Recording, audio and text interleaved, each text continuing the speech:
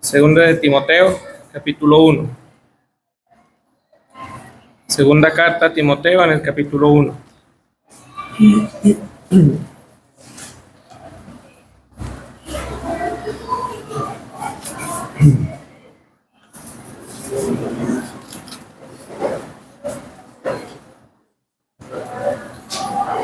Vamos a leer algunos versículos, comenzando en el versículo 8. Segunda Timoteo 1, 8.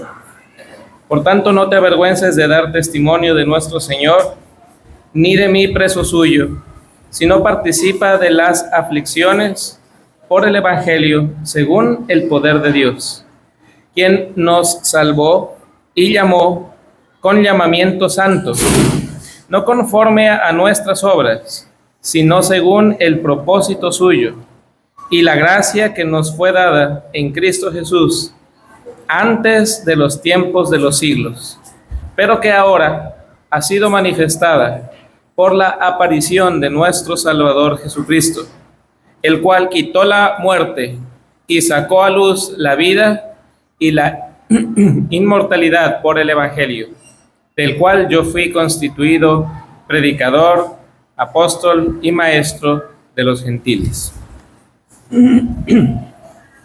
Muy bien, hasta ahí la lectura de la palabra del Señor.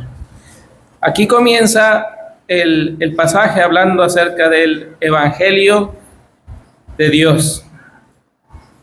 Y quisiera que meditemos un poco acerca del Evangelio de Dios y de lo que Dios ha hecho por medio del Evangelio entre los hombres en el mundo, y particularmente en nuestras vidas, en la vida de los creyentes.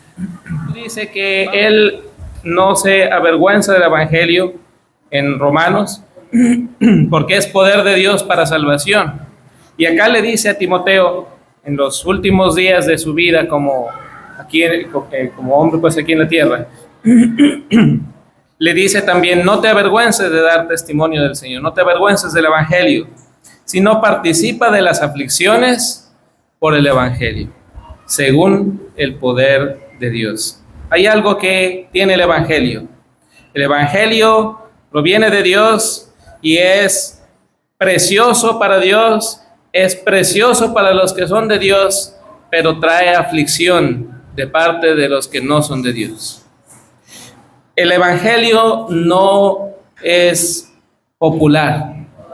Hoy en día nosotros vemos en el mundo en general mucho interés, por decirlo de alguna manera, en las cosas de Dios. En general hablan mucho de Dios, hasta los jugadores de fútbol y bueno, toda esta gente hablan de Dios, pero no hablan del Evangelio.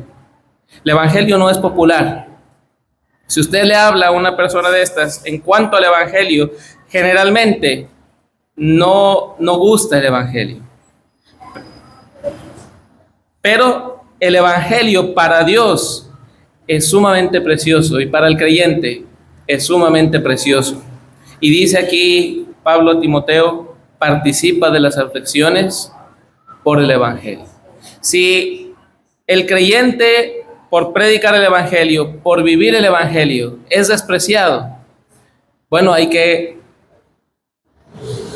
participar de las aflicciones por el Evangelio. Dice, según el poder de Dios. Y aquí dice lo que Dios hizo por nosotros, que nos salvó y llamó con llamamiento santo. Mire, Dios fue el que nos quiso salvar. La salvación, como dijo Jonás, la salvación es de Jehová. La salvación es de Dios. Estábamos perdidos para Dios en nuestros delitos y pecados. Estábamos apartados de Dios, nuestra alma, nuestra vida estaba perdida, sin fruto, sin posibilidad de estar con Dios, estaba perdida para Dios, delante de Dios, alejados de Dios. Y de los que nos visitan, mire, si usted no tiene al Señor Jesucristo como su Salvador, su vida, su alma, su ser está perdido, va rumbo a la condenación eterna. Y la condenación no es otra cosa que estar apartado de Dios por toda la eternidad. Lo terrible de estar en el infierno no es tanto el fuego, porque el fuego creo que no es tanto un fuego físico, pues, como el que uno pudiera prender, por ejemplo, en una estufa o en una fogata, una cosa así, sino más bien el sufrir, el estar lejos de Dios, allí donde Él no está, donde no hay luz porque Dios no está, donde hay una terrible angustia porque la esperanza nunca más va a estar allí, Dios no está allí. Pero este Dios que es tan, si se quisiera pensar en ese sentido, restrictivo en el acceso a su presencia, porque Él no admite menos que la perfección, es de este mismo Dios se dice que Él la salvación viene de Dios. De manera que es Dios el que define qué salva y qué no salva. No es algo que nosotros podamos poner a nuestro parecer. No es algo que provenga de la opinión y del parecer del hombre. A mí me gusta o no me gusta esto. No, es Dios quien nos salvó. Y aquí dice, y nos llamó con llamamiento santo. Él en su mente decidió salvar, y Él en el tiempo, que Dios es eterno, no está sujeto pues a nosotros, como nosotros al tiempo, al espacio. Él es por la eternidad. Y Él nos salvó, pero en el tiempo en el que nos ha tocado vivir a cada uno, Él nos ha llamado, nos llama. Hay un llamamiento de parte de Dios, hay un llamamiento general a los salvados a ser salvos, pero podemos pensar también en el llamamiento particular. Dios llama a cada persona a la salvación en un momento de su vida. Y mire, querido oyente, si usted no tiene la salvación y está aquí, es porque Dios le está llamando. Dios es el más interesado en que usted sea salvo. Y llama e insiste. Y ese llamamiento es irrevocable. En cuanto a los salvados, Dios les llama para ser salvos y eso no tiene reversa, pero hay un llamado general a todos. El que quiera venga y beba gratuitamente del agua de vida. Hay un llamado de Dios que está vigente todavía y seguirá vigente para usted, querido oyente, mientras usted tenga vida. El Señor le está llamando a ser salvo y es de parte de Dios. Nosotros no hacemos más que transmitir el mensaje, pero aquí hay algo importante: no es conforme a nuestras obras. Si Dios se pusiera a esperar a que nosotros cambiemos nuestra vida para entonces aceptarnos, nunca seríamos salvos, jamás, porque no hay en nuestra carne la capacidad de agradar a Dios. Dios, mirando nuestra condición, envió a su Hijo a Él hacerse carne, Él cumplir con la ley de Dios a la perfección y así abrirnos una puerta delante de Él, no conforme a nuestras obras, conforme dice aquí, según el propósito suyo. La salvación es exclusivamente de parte de Dios. Él es el interesado en salvarnos. Hay una equivocación general, que bueno, yo voy a cambiar esto y esto y esto en mi vida para entonces sí seguir al Señor. No. Si usted se queda esperando a cambiar cosas en su vida para seguir al Señor, quedaráse perdido por siempre. El Señor le llama no según sus obras, sino, dice aquí, según el propósito suyo. Dios tiene el deseo de salvarle así como usted está. Que después viene una transformación de su vida, sí, eso es cierto. Y Dios tampoco quiere que usted sea salvo y siga viviendo una vida de perdición. No, eso no es así. Pero una vez salvado, Dios hace la obra en su vida de transformación. Pero no es según las obras nuestras. La salvación no depende de nuestro obrar. Depende del propósito de Dios y usted tiene que confiar. Si quiere ser salvo, tiene que confiar plenamente en que Dios quiere salvarle porque usted necesita ser salvado. Si usted no necesitara, si usted y yo, porque yo también, necesité ser salvado y por la gracia de Dios soy salvo, igual no por mis obras, como la salvación de nadie es por las obras. Igual los creyentes, como los que no lo son todavía, necesitamos al Salvador. Si no fuera así, Dios no hubiera enviado a su Hijo al mundo para padecer lo que padeció, pero según el propósito de Dios, y dice, y la gracia que nos fue dada en Cristo Jesús. Dios tuvo un pensamiento de salvar, pero Dios es justo. Él es perfecto. Él no admite el pecado. No puede permitir que el hombre entre a su presencia estando manchado con el pecado. Entonces Dios quiere salvar, es según su propósito, no es según nuestras obras, pero la gracia de Dios, el regalo de Dios nos fue dado en Cristo Jesús. ¿Por qué podemos ser salvos? Porque Cristo murió por nuestros pecados. Y ahí está lo precioso del Evangelio. No es que yo tenga que cambiar para ser salvo. Es que Cristo llevó mi maldad, mi pecado en la cruz. Él se hizo pecado en la cruz por mí. Y yo confío en Él, porque Él fue el que Dios dio, la provisión que Dios dio. El hermano habló del arca. El arca la proveyó Dios en el mundo antiguo. Y Dios ha provisto a su Hijo Jesucristo para que usted sea salvo y para que yo sea salvo. La gracia que nos fue dado en Cristo Jesús. Y mire cuándo fue eso. Antes de los tiempos, de los siglos. Antes que el tiempo existiera. No existía el tiempo. Cuando Dios había decidido salvar al hombre. Y dio a su Hijo, en su corazón Dios dio a su Hijo, para que todo aquel que en Él cree no se pierda, sino que tenga vida eterna. No te avergüences del Evangelio, porque el Evangelio es la salvación de Dios para todo aquel que cree. Dice, pero ahora ha sido manifestada esta salvación por la aparición de nuestro Salvador Jesucristo. Todo esto que hemos hablado es en la eternidad. La salvación de Dios, el llamamiento de Dios, aunque hemos pensado en el llamamiento también que cada uno recibe, pero creo que allí se refiere directamente al llamamiento que Dios hizo en la eternidad para los suyos.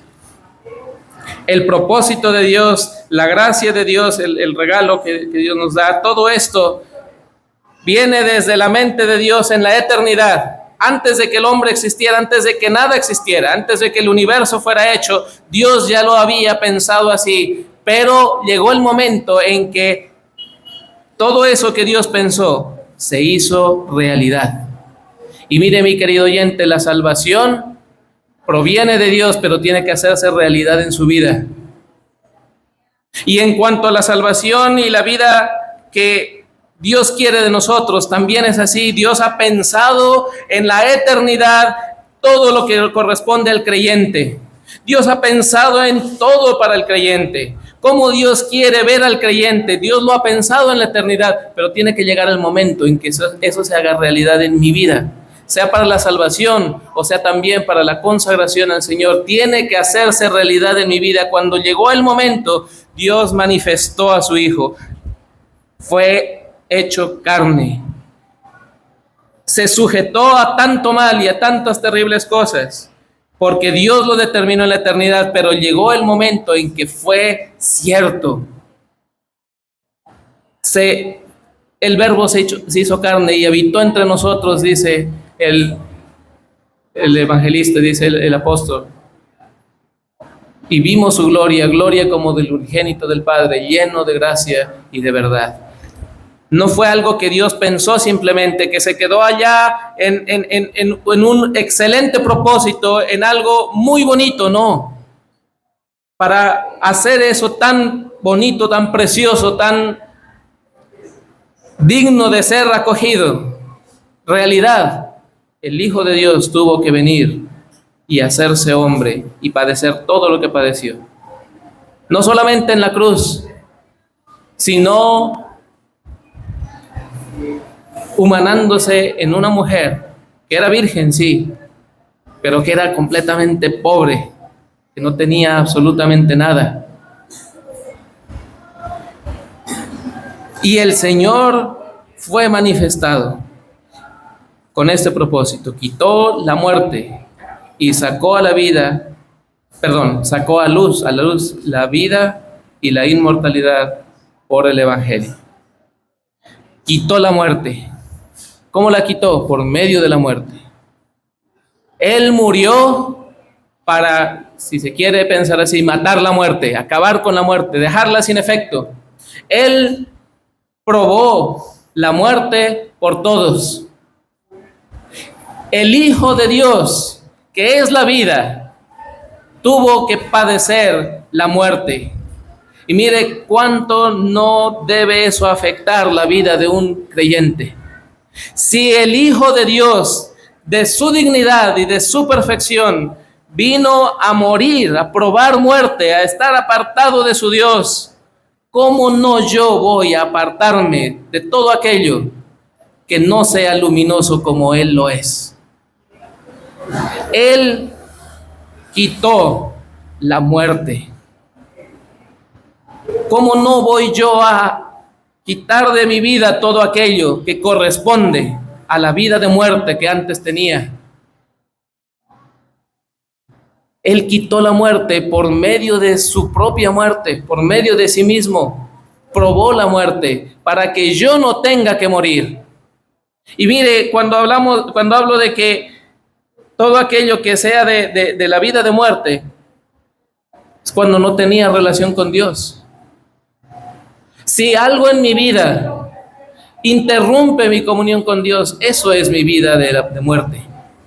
Porque está interrumpiendo, está poniendo un límite a mi relación con el Señor, a esa vida que Él manifestó. ¿Cómo no debe movernos el Evangelio que escuchamos cada vez que el Señor nos concede predicar el Evangelio, y tenemos la oportunidad también de escuchar el Evangelio? ¿Cómo no pensar en quitar todo aquello que corresponde a la muerte? Porque Él quitó la muerte, pero sacó a luz la vida. Estaba oculta para nosotros la vida. Nos era extraña la vida. ¿Cuántas personas en el mundo viven físicamente, pero aunque no son plenamente conscientes de su muerte, se sienten muertos por dentro? No tienen sentido, no tienen razón de ser su vida, porque la vida les es extraña, y el ser humano nunca estará completo sin Dios en su vida. Es necesario tener una relación con Dios para poder el hombre estar completo, porque Dios nos hizo así, nos hizo para Él, nos hizo aptos para estar en comunión con Él. Entonces, cuando Él sacó a luz la vida y nosotros la aceptamos, somos completos, estamos plenos, llenos.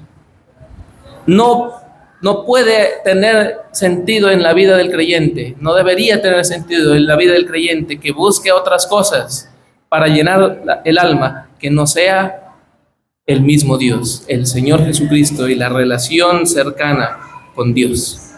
Si hay algo más que está allí, que todavía siendo creyentes, teniendo al Señor, como que nos falta algo y lo queremos llenar con cualquier cosa sea, es porque nuestra relación con Dios no está suficientemente afianzada. Y hay cosas en nuestra vida que nos están separando del Señor. El Espíritu que Él ha puesto, que Él ha hecho morar en nosotros, está contristado, y por eso todavía puede haber vacíos en nuestra vida.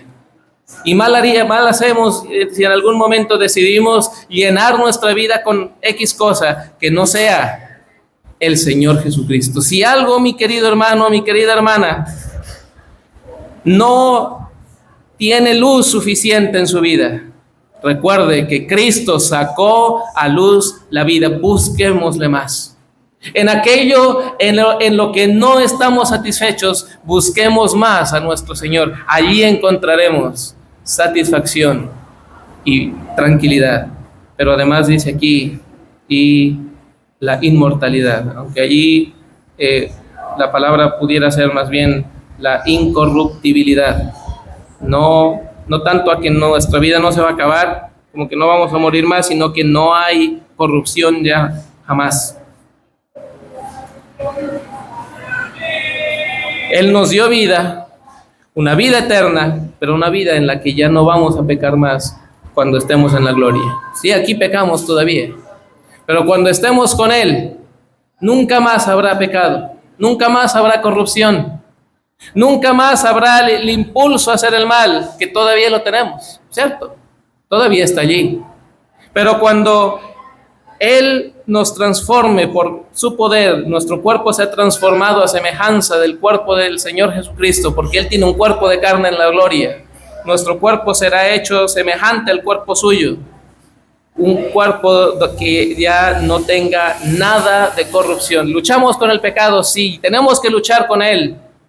Aquí en el mundo hemos de luchar, estamos todavía expuestos a corruptibilidad y tenemos que procurar no dejarnos manchar, porque todavía en nuestra humanidad estamos expuestos a corrupción, pero Él sacó a luz la vida, la relación con Dios, pero también la incorruptibilidad. Él nos da la posibilidad de vivir una vida sin corrupción. Si un creyente se aparta del Señor y peca, pero, o sea, peca me refiero no a un pecado eventual que uno lo confiesa y pues su relación con el Señor se restablece y continúa adelante. No, me refiero a un pecado que está allí y allí y allí y allí y que lo va secando la vida espiritual, que no se pierde, pero una vida espiritual seca, sin fruto, sin gozo. Recordemos que el Señor por el Evangelio sacó a luz la incorruptibilidad. Y leyendo estos pasajes he pensado que no hay mejor cosa para sanar el alma de un creyente que tiene problemas con la carne o con alguna cosa de ese estilo que disminuye la relación con Dios. Mejor remedio que el Evangelio. Porque con el Evangelio Dios sacó a luz la vida y la incorruptibilidad. El Evangelio nos permite ser limpiados de nuestro mal. Y dice Pablo del Evangelio, yo fui constituido predicador, apóstol y maestro de los gentiles. Mire todo esto que Dios le concedió a Pablo. Le concedió anunciar el Evangelio, le dio la capacidad de predicar, de hablar con claridad el mensaje de salvación, pero también de ser enviado, de ir a lugares donde nunca el Evangelio había sido escuchado. Un enviado, un apóstol, pero además un maestro del Evangelio. Es decir, uno que tomaba el Evangelio, lo desglosaba, y ese es Romanos, ¿cierto? Romanos es un desglose del Evangelio, una exposición sistemática del Evangelio, maestro del Evangelio entre los gentiles.